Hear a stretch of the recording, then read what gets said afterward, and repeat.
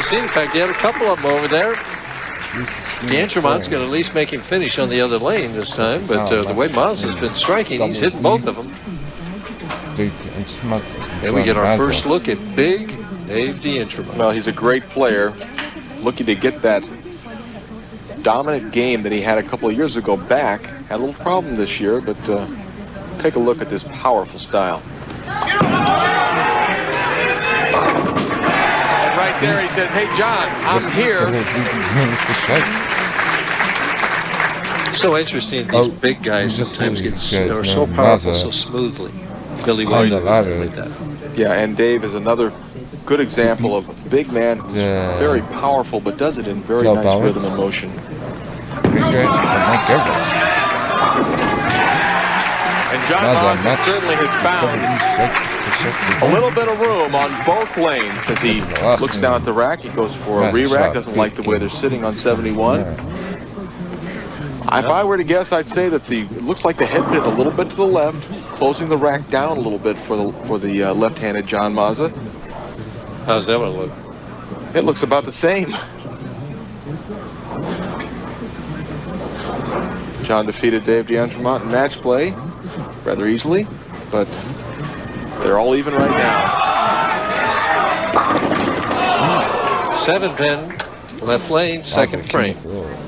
And with a closed rack, that's what the pro thinks about. How is it going to hit half pocket? Half pocket? Weak. Maybe it was the rack. Maybe it was just the shot John threw. Interesting how he shoots the spare. See those two fingers? Puts the ring finger and the little finger in there to shoot that spare. He does that to make sure that he doesn't put a lot of roll on the ball. Hard and straight and no problem. There's an interesting tip. You ever tried that? I have. Well, I've tried it, but I don't think my tendons would probably appreciate that very often. He's looking at his hand. I'm looking at my hand going, no, I won't do that to your hand. D'Entremont trying for a quick double. Oh, what a bad break, but I saw something in that delivery that's going to really help Dave throughout this match. That was left of his target. The ball, as you say, hooked out. It stopped on a shot that looked like it was going through the nose to me. The ball stopped. And he knew it was going to stop. He was running it out at the 9-pin. Now it's time for Dexter's footwork of the pros. We see Dave D'Entremont with a good heel-toe motion in his steps. Steps are a little longer than most bowlers, but a good knee bend allows his strength to create a lot of power. Watch this good knee bend. Really a beautiful style from a very strong man. Finishes quite a ways from the foul line there, about 6 inches. Fortunate just to leave the 2-pin, doesn't leave the 10-pin with it for a little extra company.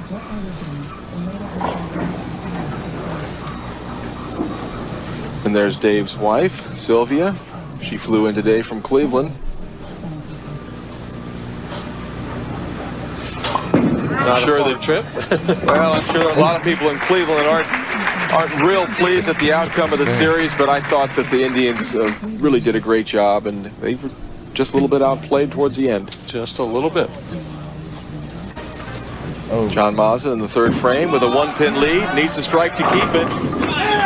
And look at this. Oh, gets the messenger, but a little bit of interference. Messenger with the 7-pin. Right now, Mazza's opponents are averaging 177 at him. He's averaging 236. So having it his way. Recently.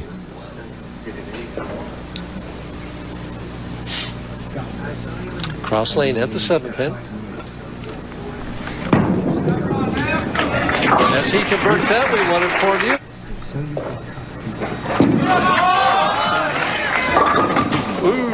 Now it's been a while since John Mazza has not hit the 1-2 pocket.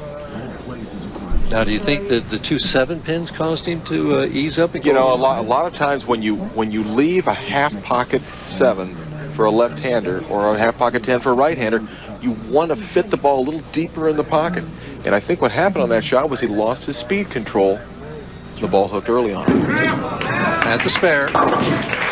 Boy, what a great way to shoot spares. Well, he's exhibited an excellent technique for shooting spares, just using the pinky finger or the ring finger of his left hand. Certainly works for him. I know on the senior tour, Gary Dickinson uses just the ring finger.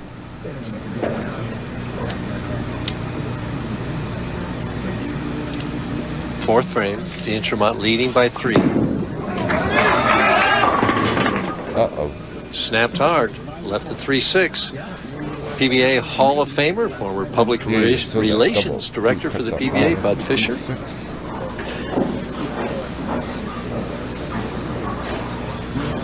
Changes balls to shoot the 3-6 cross lane. A spare, and he'll lead by 1 pin, Marsh. And a good spare for Dave. You see, D'Entremont was the leader in the second round, and then after the last round, Tom Baker was up there for a couple of rounds. I mean, in the fourth. Dave told me that he bowled this week kind of like his Indians played baseball, kind of on a roller coaster. Take a look at that grip of Dave D'Entremont. He tucks that pinky finger for extra power, cups the wrist, and really lets it go. Watch this ball hook. Oh my gosh. Solid 9, solid 8. In the second, solid 8 pin in the sixth. Well, you know, he's just, right now, he's got to pat himself on the back and say, okay, I made a great shot. I didn't get very lucky as we watch this ball go well to the right. And it ends up absolutely high flush in the pocket. There goes the 5 pin straight back and solid 8.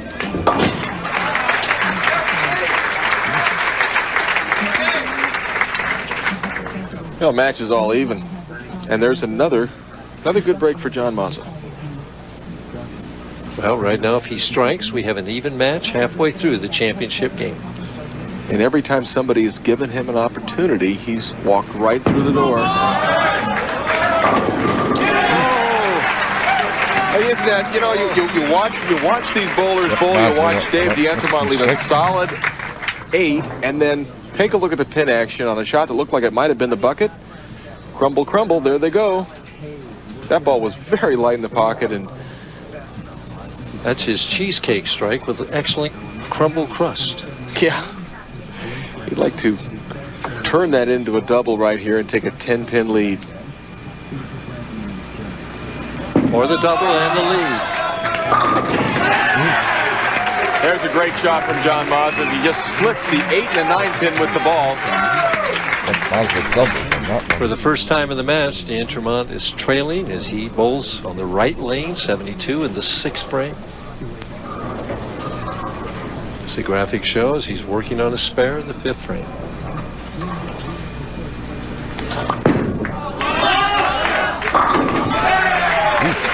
The Jets match is not. I asked him how he went from 22nd to 1st. Well, it's not quite as amazing as it seems. Even though I was 22nd, I was only 180 or 90 pins out of 5th. That was my main goal, just try and get to 5th. I bowled well in the morning, got to 10th, and come in the night block. And when I shot a big game, the other guys in the top 5 seemed to falter a little bit, so things just went my way. Well, they haven't been going his way in this match, but he can even the match with a double in the 7th frame. That's Dave. How about that, a break for me, he's saying. Wow, I don't know what pin came off and got that 9 pin. Well, we'll take a look at the pin action. Now, what pin is this? It was probably the 4 pin. It's the 2 pin. 2 pin comes back and just kicks the bottom of the 9 pin. I think the announcers were wrong. It was the 4 pin that took the 9 pin right out. And he gives thanks. Mazza retake the lead. He's got that rhythm going back again as he strikes. He just appears fearless out there. His mental game is just so much better than it was 4 or 5 years ago. He's really matured. As we see our scoreboard, Dave D'Entremont now 10 pins down. Kind of hoping that Mazza doesn't make a 20. Yeah, just leave something, he says.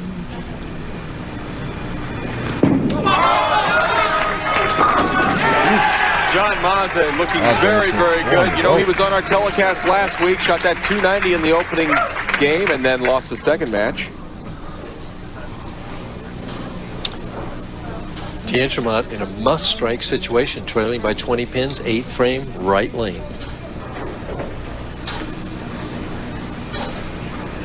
just a matter of execution. He has this lane. Has it. 9th frame here, a strike to even the match and set up a 10th frame finish. And not having the problem with the approach because he's sliding deeper than Mike Edwards was the prior game. Must strike. Must strike. And there's the first great break for the opposition of John Mazza. Take a look at how far this ball goes to the right. Now, is it going to get back? Look at the 10 pin. Something just barely rolls it in. All right. It's a great reaction. The 6 pin just clipped that 10 going around. Just enough. Mazza to regain the lead. What a great title match. It's just, I'm punching you, you're punching me. And Mazza takes a quick 10-pin lead. And in the 10th frame, if John Mazza gets 2 strikes in the 10th, all he needs to do is just keep the ball in the lane. He'll win the tournament. But he must strike here. Working on 5 in a row. Something distracted him.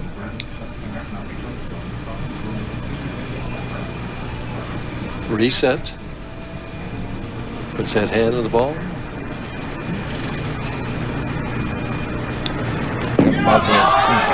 Gave it more room. Oh, he made it. He gave it more room and threw it harder. The ball hung, and right now Dave D'Entremont is in a very, very good position. John Mazza needs to make this spare in order to make Dave D'Entremont strike the first ball at 10th. Watch this ball go further to the left, and he also threw it harder. Can't see it in the slow motion, but it was more speed. Fortunate that the 9-pin fell out. Has a chance to make this. Oh, that's a terrible way to finish the tournament. That really, really hurts. Leslie knows it. Well, there have been a couple opens in the 10th frame on tonight's show. Tom Baker did it in his match against Mazza. Mazza does it against Dave D'Entremont for the title right now. D'Entremont needs to fill 15 in the 10th frame. To get 15 pins. This is what the PBA is all about. Exciting championship matches. Oh my gosh. Oh my gosh. He needs to make that. 6. A little slow. He thought he had it. He thought he was going to hold pocket. And suddenly he's looking at the score. If he doesn't get this, he's going to finish with 212. Mazza's crying.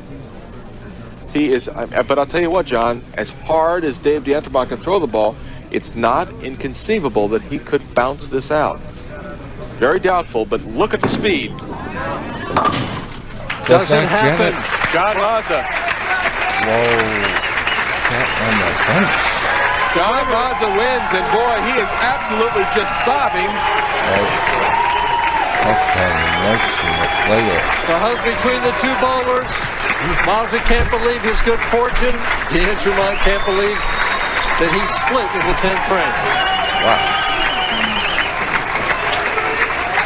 Sure was a match, but dang, Mazza getting in the 10th frame.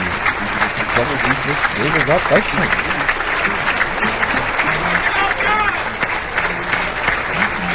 Your champion with his son.